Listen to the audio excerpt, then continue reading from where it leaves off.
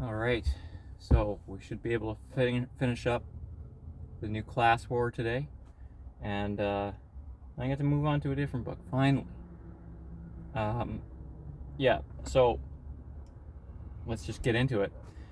Oh, by the way, this channel is called, or this series is called Scratching the Surface now, with an apostrophe over the G, because I think Scratching the Surface was already taken, and I've built up a bit of a following with my Itchy Dan thing, so we'll try and keep it in line with that.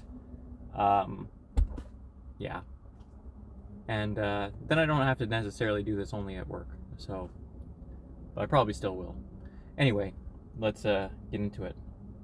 Those who claim that mass immigration is needed to maintain dependency ratios in Western nations exaggerate the change in those ratios caused by population aging.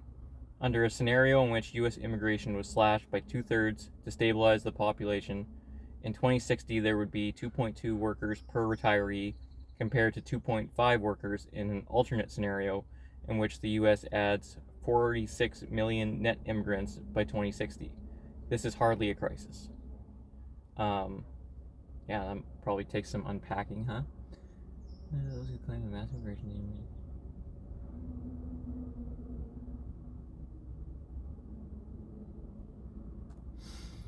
I don't even know why I took that one down. I don't have much to say about that. I guess it's just an interesting fact or theory. A pro-labor immigration policy would seek to minimize split labor markets, which can be gained by employers who can pick and choose among different categories of workers with different legal rights. Yeah, so pro-labor immigration policy would seek to minimize split labor markets. Okay, so a split labor market would probably be one in which there are unions and not unions. And yeah, I mean, we see that a lot where you can bring in foreign workers and they work for less. And it works out because our currency is worth more than their currency. I know they do this in the Okanagan in BC for fruit picking, because nobody that lives here really wants that job because it doesn't pay that high, and you only work for a few months out of the year, so you can't really sustain yourself all year round just picking fruit, and it's hard work. But so I think they have immigrants come in, or temporary foreign workers, and then they pick the fruit, and it works out for them because they're making, like, the amount of money that they're making in Canada can sustain them a lot longer in wherever they're from. But yeah, I don't know if that's, it's just what it is. I don't know if that's a good thing or a bad thing. The most fundamental labor right is the right to quit a job and find another without needing to leave the country. For this reason, indentured servitude in the form of guest worker programs which bind a worker to a single employer as a condition for working in a country is a political abomination. Guest worker programs threaten all workers in the sectors in which they are permitted by allowing employers to hire bound serfs instead of workers who can respond to mistreatment or low pay by quitting. For this reason, all or most temporary guest workers programs that allow employers to hire foreign nationals as indentured servants should be abolished. If foreign nationals, other than a tiny number of foreign orchestra conductors and visiting professors, are allowed to work at all in a country, they should have the legal status described in the U.S. as legal permanent residents, green card holders. Okay, that's the last one I got. Yeah, so that is a interesting thing.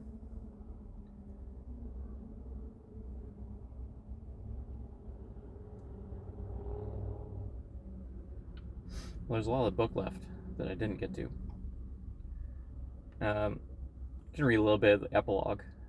So the epilogue starts: technocratic neoliberalism has been the governing philosophy of the Western democracies since the late 20th century. but is not the natural or inevitable ideology of the managerial elite. On the contrary, modern managerial elites in different countries and in different eras have governed on the basis of various ideologies: democratic pluralism in New Deal America and post-war Western Europe, neoliberalism in the West from Reagan and Thatcher to Obama and Macron, National Socialism in Hitler's Germany, Marxist-Leninism in the Soviet Union, and the People's Republic of China. It is necessary for the managerial overclass of Western nations to be overthrown in order for technocratic nihilism to be defeated. It is only necessary for existing Western managerial elites to abandon technocratic neoliberalism, for a different governing philosophy, preferably one that is better, like a new democratic pluralism, rather than one that is bad or worse, well, obviously. Most members of the elite under the new policy regime will have been members of the elite under the old one. The fact that most ruling classes include large numbers of opportunistic careerists is a blessing in disguise. It means that a radical revolution in policy can take place without a radical replacement of personnel. So what would motivate the managerial overclass to abandon technocratic neoliberalism? The answer is fear.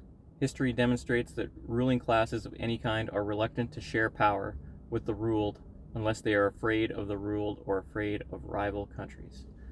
Yeah, so we'll just we'll stop there, I guess. Yeah, so that's all the quotes I took.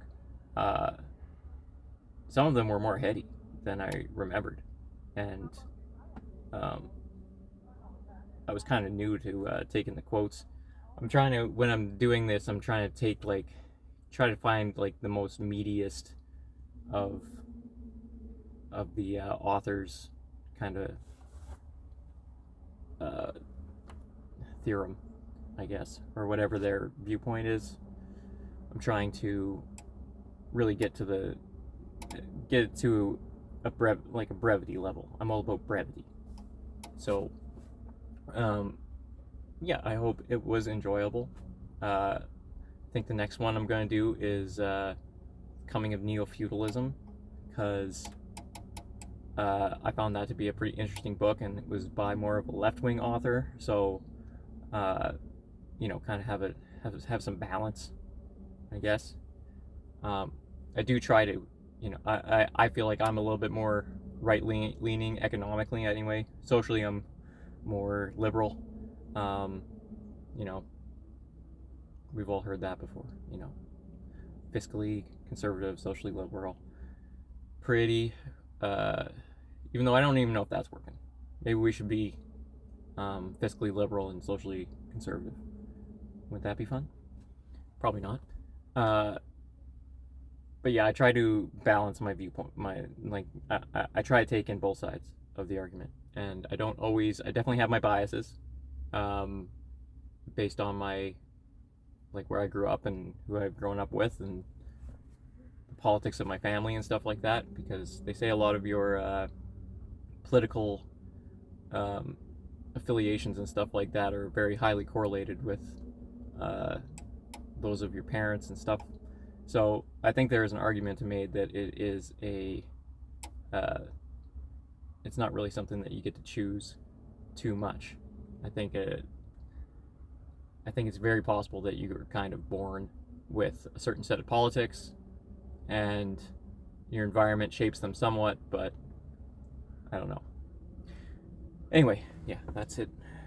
See you next time.